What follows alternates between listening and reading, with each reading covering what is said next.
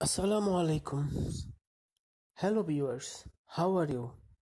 I hope you are well by the grace of Almighty Allah. Today I am presenting an important grammar topic tag questions on behalf of Mahmudabad Education Rupganj. I think if you follow the rules throughout my video on tag questions, this is a part 1. I think there will be no problems in answering any kind of tag question in the SSC level students. Okay, students, let's enjoy.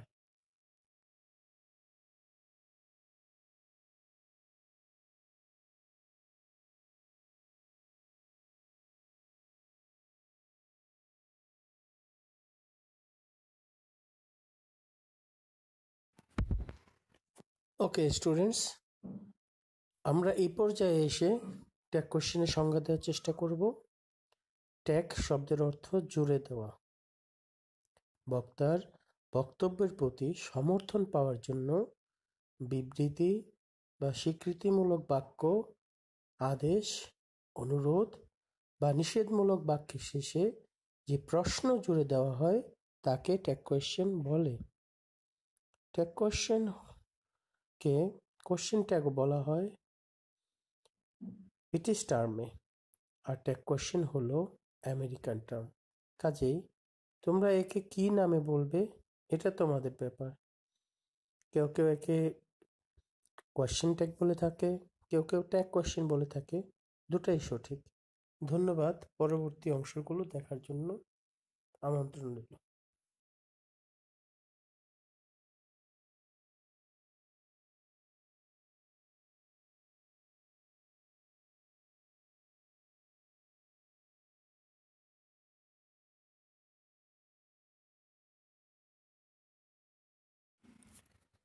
এবারে আমরা শিখব আমাদের tag question করার নিয়মটা, কিভাবে আমরা পরীক্ষা উত্তরগুলো লিখব খাতায়।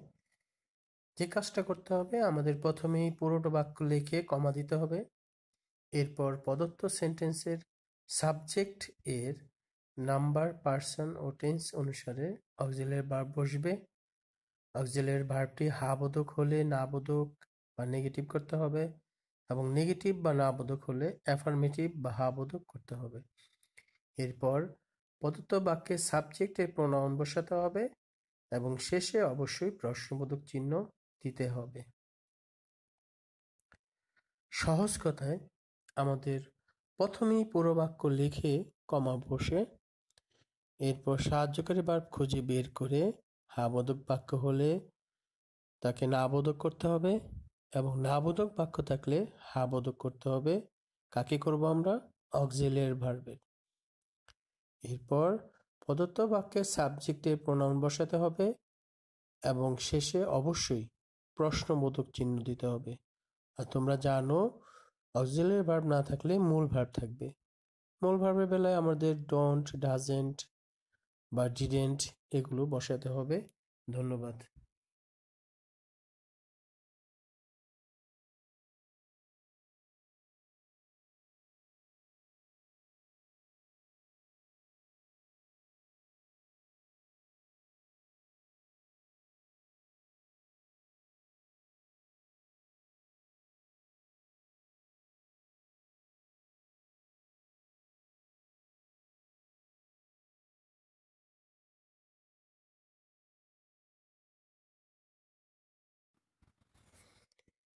এবারে আমরা একটা কোশ্চেন করার আগে যে জিনিসগুলো আমাদের জানতে হবে সেটা হলো শুরুতেই সাহায্যকারী ভার্ব বা অক্সিলিয়ারি ভার্ব সম্পর্কে। তোমরা সবাই জানো অক্সিলিয়ারি ভার্বগুলো হলো টু বি ভার্ব, শুরুতে অ্যামিজার, বজার। এরপরে আছে to have verb, have, has, had. এছাড়াও আছে মডালস। মডালসগুলো হলো shall, should, will, would, can, could, may, might, must, need, dare, ought to, have to, has to, had to, am to, is to, are to ইত্যাদি। যদি সাহায্যকারী verb না থেকে মূল ভার্ব থাকে এবং ভার্বটি যদি প্রেজেন্ট ফর্ম হয়, ধরো ইট এ থাকে, তবে না বোধক হলে সাবজেক্ট অনুযায়ী ডু ডাস বসে এবং হা বোধক হলে ডোন্ট বা ডাজেন্ট বসে। আবার মূল ভার্বটি যদি পাস্ট ফর্ম ধরো এট এ থাকে, তবে প্রথমে তোমাদেরকে ডিড অথবা ডিডেন্ট বসাতে হবে। ধন্যবাদ।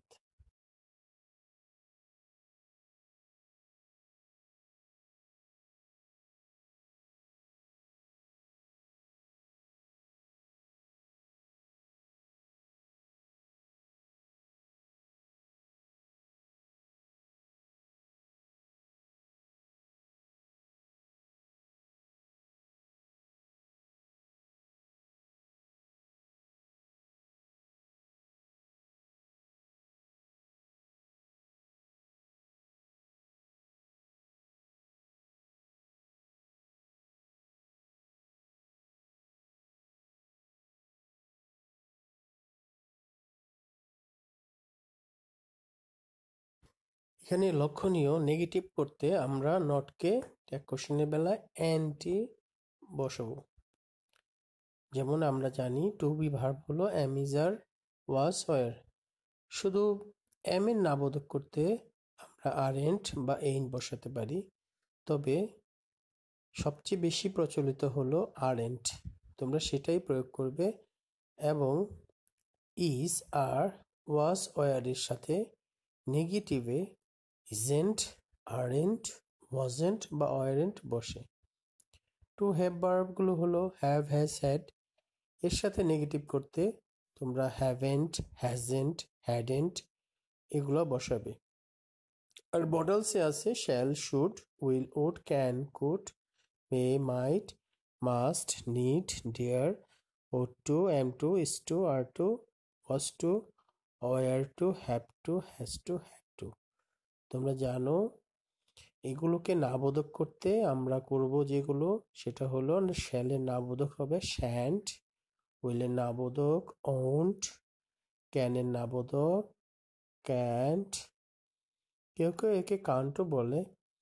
এরপর আসবো শুড, শুডের নাবোধক শুডেন্ট, ওডের নাবোধক উডেন্ট, কুডের নাবোধক কুডেন্ট, মেয়ের নাবোধক মেইন্ট, মাইটের নাবোধক মাইটেন্ট, মাস্টের নাবোধক মাস্টেন্ট, ওড টু নাবোধক উডেন্ট। ধন্যবাদ।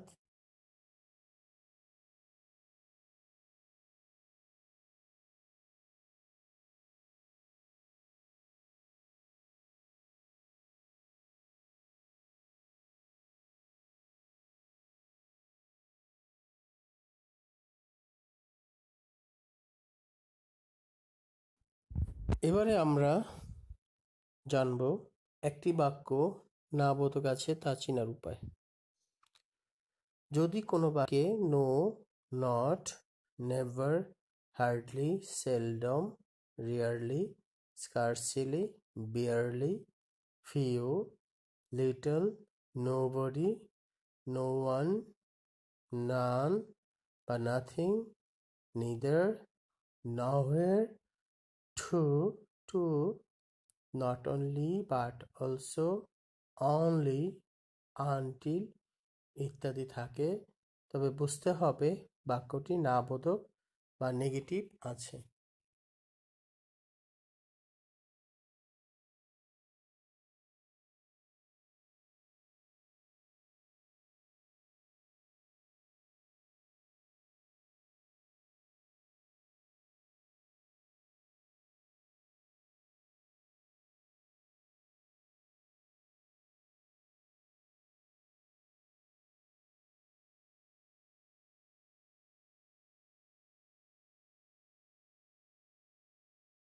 এবারে আমরা জানবো সাবজেক্টের প্রোনাউন সম্পর্কে।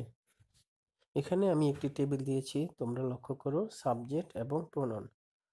যেমন এখানে আমরা একটা নাম দিয়েছি তপু, এখানে পুরুষ বা ছেলে জাতীয় হলে হি বসবে, যেমন তপু ইজ এ টিচার। এখানে তপুর পরিবর্তে আমরা হি বসাবো। এখানে আছে তানিশা, তানিশা মেয়ে বা নারী। এখানে তানিশার পরিবর্তে শি বসবে। যেমন বাক্যটি হলো Tanisha is a good girl. তানিশার পরিবর্তে এখানে শি বসাতে হবে। যে কোনো বডি যুক্ত বাক্য থাকলে, সাপোজ এভরিবডি থাকলে, এর পরিবর্তে প্রোনাউন হিসেবে দে বসে। যেমন এভরিবডি হেটস এ লায়ার, এখানে এভরিবডির পরিবর্তে দে বসলো। যে কোনো ওয়ান যুক্ত বাক্য, যেমন এভরি ওয়ান, এর পরিবর্তে দে বসে। যেমন everyone knows me well, এখানে এভরি ওয়ানের পরিবর্তে প্রোনাউন হিসেবে দে বসবে। যে কোনো থিং যুক্ত বাক্য, যেমন এভরিথিং, এর পরিবর্তে প্রোনাউন হিসেবে ইট বসবে। যেমন এভরিথিং ওয়াজ ক্লিয়ার, এখানে এভরিথিং এর পরিবর্তে ইট বসেছে। আল্লাহ বা গড বোঝাতে হি বসে। তবে এখানে মনে রাখতে হবে, সৃষ্টিকর্তা বোঝালে আমরা অবশ্যই এইচটা বড় হাতে দেব, ছোট হাতের নয়। যেমন আল্লাহ ইজ ওয়ান, এখানে আল্লাহ বোঝাতে হি বসবে, এইচটা বড় হাতের হবে। এরপরে আসে অল যুক্ত বাক্য থাকলে অল এর পরিবর্তে আমরা ইট বসাবো। যেমন অল ইজ ওয়েল, এখানে অল এর পরিবর্তে ইট বসেছে। অল প্লাস নাউন যুক্ত বাক্য থাকলে এর পরিবর্তে দিয়ে বসবে। দেন অল বুকস আর সোল্ড, এখানে অল বুকস এর পরিবর্তে প্রোনাউন হিসেবে দিয়ে বসেছে। এরপরে হলো সাবজেক্ট হিসেবে ওয়ান থাকলে ওয়ানের পরিবর্তে প্রোনাউন হিসেবে আমরা ওয়ানকেও বসাতে পারি বা হিও বসাতে পারি। যেমন one should keep one's promise, এখানে ওয়ানের পরিবর্তে ওয়ানও বসানো যাবে বা হিও বসানো যাবে। ধন্যবাদ।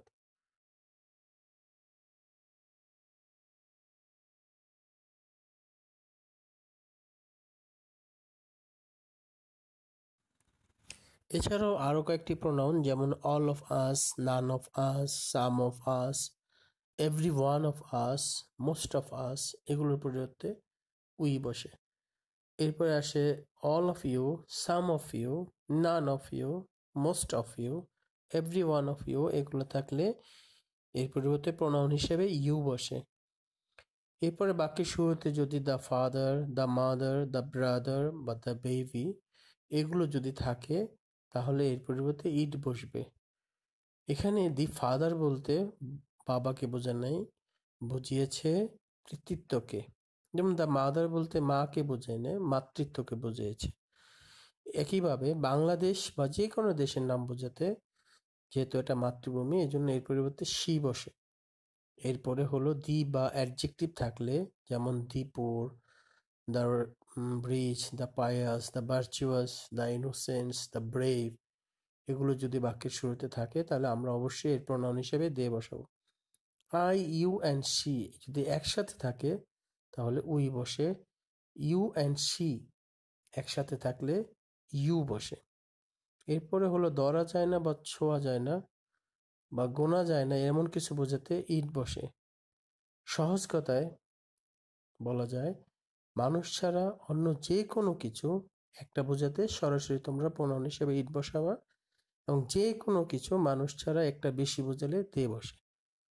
তবে এখানে লক্ষণীয়, সাবজেক্ট হিসেবে যদি we, they, he, she, it, there, here, I, you ইত্যাদি সাবজেক্ট হিসেবে থাকলে আমরা we, they, he, she, it, there, here, I, you এগুলোকে প্রোনাউন হিসেবে আমরা টেক কোশ্চেন করার সময়, উত্তর লেখার সময় বসাবো। ধন্যবাদ।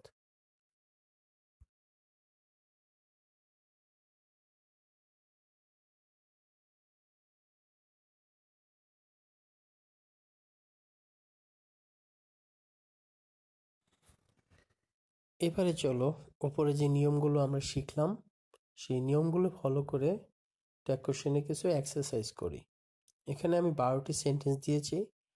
এই সেন্টেন্সগুলোকে কিভাবে ট্যাগ কোশ্চেন করতে হয় তোমরা ভিডিওটি পজ করে চেষ্টা করো নিজে করতে।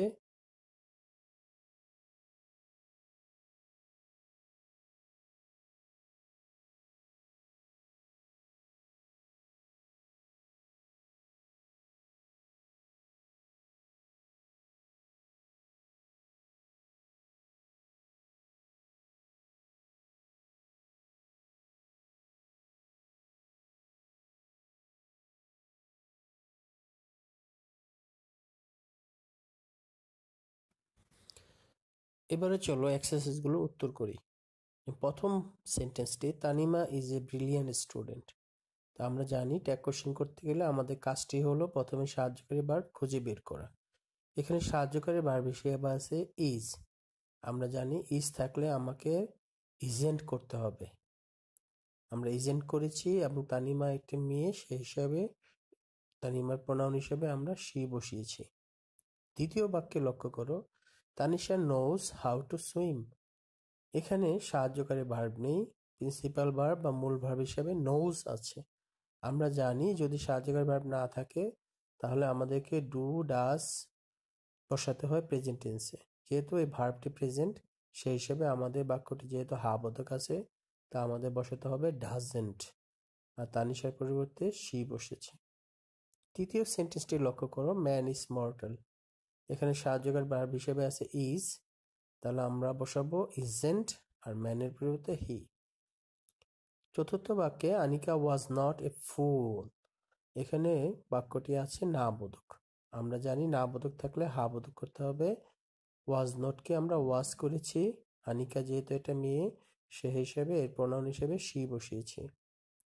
পঞ্চম বাক্যটি লক্ষ্য করো, she could drive the car.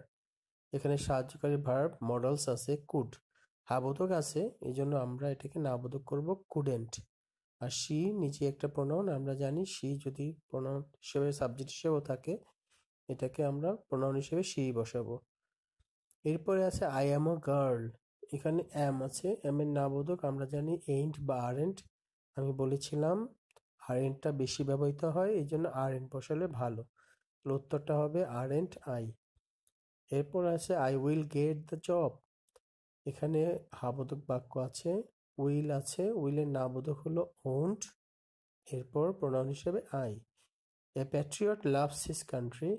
এখানে ভার্বটি প্রেজেন্ট, এই জন্য ডাজেন্ট, আর এ প্যাট্রিয়ট এর পরিবর্তে he. Rupganj is a famous place. Is আছে সাহায্যকারী ভার্ব, এই জন্য ইজেন্ট, আর রূপগঞ্জ একটি জায়গার নাম। আমি বলেছিলাম মানুষ ছাড়া অন্য যে কোনো জিনিস বোঝালে সেটি যদি একটি বোঝায় তাহলে ইট বসে, এই জন্য উত্তর হবে ইজেন্ট ইট। রুম্পা ডান্সেস গ্রেসফুললি। এখানে ডান্সেস প্রেজেন্ট টেন্স, এই জন্য ডাজেন্ট, আর রুম্পা মেয়ের নাম, সেই হিসাবে শি বসেছে। I shan't help you. এখানে শ্যান্টটা না বোধক আছে, আমরা জানি শ্যান্টের হা বোধক হলো শ্যাল, কাজে উত্তর হবে shall I. They missed the opportunity. এখানে মিসড প্রিন্সিপাল ভার্ব, মূল ভার্ব হিসেবে আসছে পাস্ট টেন্স। আমরা জানি পাস্টের সাহায্যকারী ভার্ব ডিড, সেই হিসাবে যেহেতু বাক্যটা হা বোধক আছে, তাহলে আমরা না বোধক করবো ডিডেন্ট দে। ধন্যবাদ। উত্তরগুলো মিলিয়ে নাও খাতার সাথে। এবারে আমি এখানে 10টি আরো এক্সারসাইজ দিয়েছি, তোমরা একটু লক্ষ্য রাখো এবং খাতায় উঠিয়ে নাও ভিডিওটি পজ করে। আমি উত্তর নিয়ে আসছি কিছুক্ষণ পরে, তোমরা খাতায় ওঠাও। ধন্যবাদ।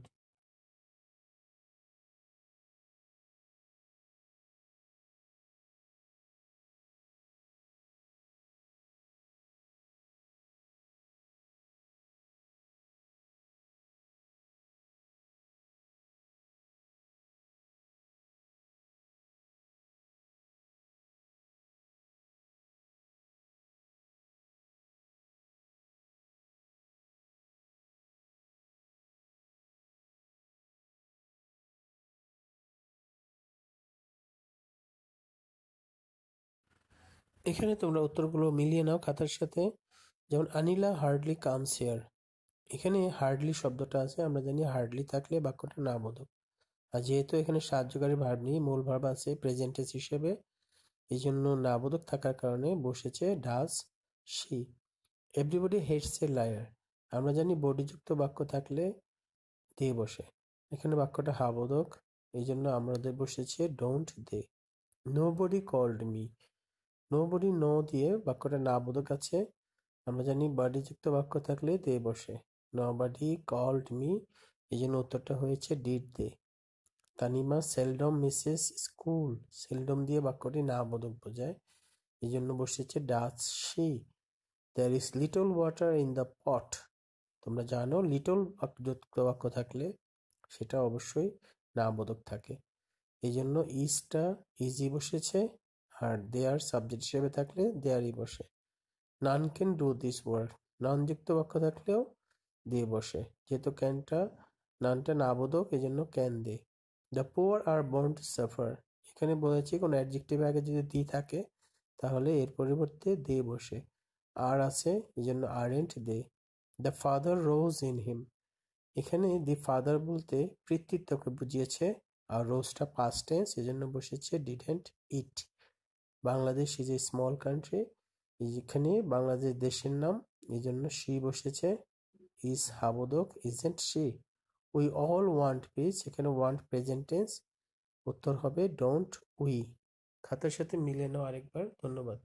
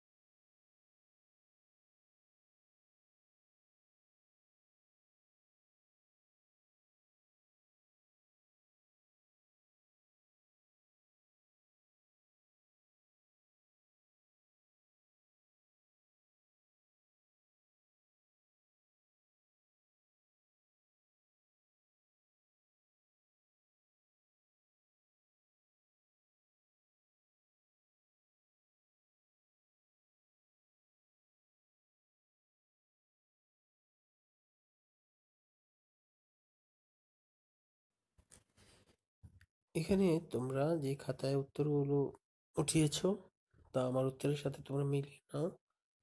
Corona is a contagious disease. Corona একটা রোগের নাম, সাম্প্রতিক রোগ, তোমরা জানো এটি ছোঁয়াচে রোগ।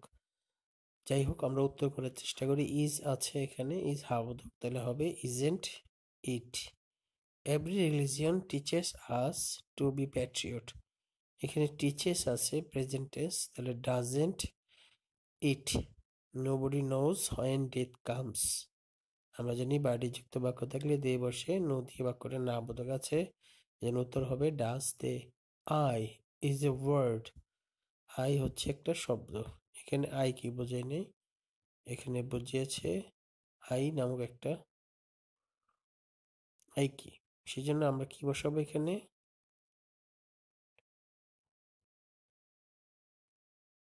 isn't it। I need a pen, এখানে নিডটা আমরা মূল ভাব হিসেবে পেয়েছি, এই জন্য হবে don't I. Honesty should be rewarded, should আছে তাহলে শুডেন্ট, অনেস্টির পরিবর্তে বসবে it. The girl in her placed us all, এখানে গার্লকে বোঝাচ্ছে, আসলে গার্ল মানে মেয়ে বোঝায় নেই, এখানে আমরা জানি কোনো নাউনের আগে যদি থাকে তাহলে এর পরিবর্তে ইট বসে। The girl in her placed us, প্লেসটা পাস্ট টেন্স আছে এই জন্য হলো ডিডেন্ট ইট। এরপরে আছে I along with my sister visited my aunt, এখানে উত্তরটা হবে didn't I. The guide was not a women, এখানে ওয়াজ নট আছে বাক্যটা এই জন্য বসেছে was he. There has been an accident, এখানে তোমাদের মনে হতে পারে দেয়ার বা দ্যাশ অ্যাস আসছে, যেহেতু বিন আছে এই জন্য আমরা এখানে হ্যাজ মনে করব, তাই জন্য উত্তর হবে হ্যাজেন্ট দেয়ার। তোমরা মিলিয়ে নাও। ধন্যবাদ।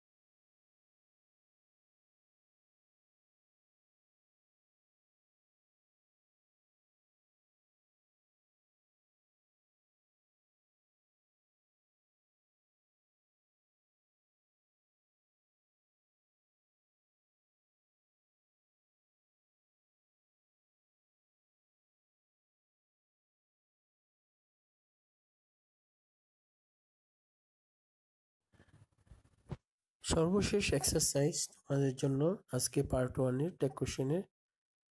তোমরা এই এক্সারসাইজগুলো ভিডিও পজ করে উঠিয়ে নাও এবং পরবর্তীতে উত্তর দেওয়ার চেষ্টা করছি। তোমরা তা খাতার সাথে মিলিয়ে নাও। ধন্যবাদ।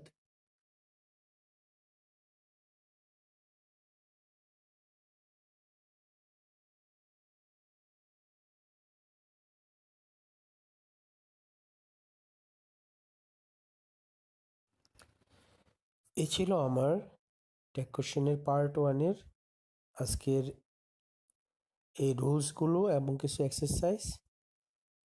এগুলো তোমরা যদি ফলো করো এবং তোমাদের যে সহায়ক বইগুলো আছে সেখান থেকে যদি আরো এক্সারসাইজ করো, বিশেষ করে বোর্ডের প্রশ্নগুলো, তাহলে আশা করি তোমরা সবগুলোই উত্তর করতে পারবে। এরপরও যদি কোনো প্রশ্নের সমস্যা হয় তো তোমরা আমার কমেন্ট বক্সে সেই প্রশ্নগুলো পাঠিয়ে দিবে। আমি অবশ্যই পরবর্তী লেকচারে তা বুঝিয়ে দেওয়ার চেষ্টা করব। টেক কোশ্চেনের পরবর্তী পার্ট নিয়ে আমি শীঘ্রই আসছি। আর একটা পার্ট দিব, ফাইনাল পার্ট। ওটা ফলো করলে আশা করি তোমাদের টেক কোশ্চেনে আর কোনো সমস্যা হবে না। আজকে সমগ্র ভিডিও দেখে তোমাদের যদি ভালো লাগে তাহলে আমার চ্যানেলটি অবশ্যই সাবস্ক্রাইব করার চেষ্টা করবে এবং লাইক অবশ্যই দিবে এবং বন্ধুদেরকে অবশ্যই শেয়ার করো, কারণ অনেকেই এর থেকে বঞ্চিত। তোমাদের সুস্বাস্থ্য ও সফলতা কামনা করছি। ধন্যবাদ। আসসালামু আলাইকুম।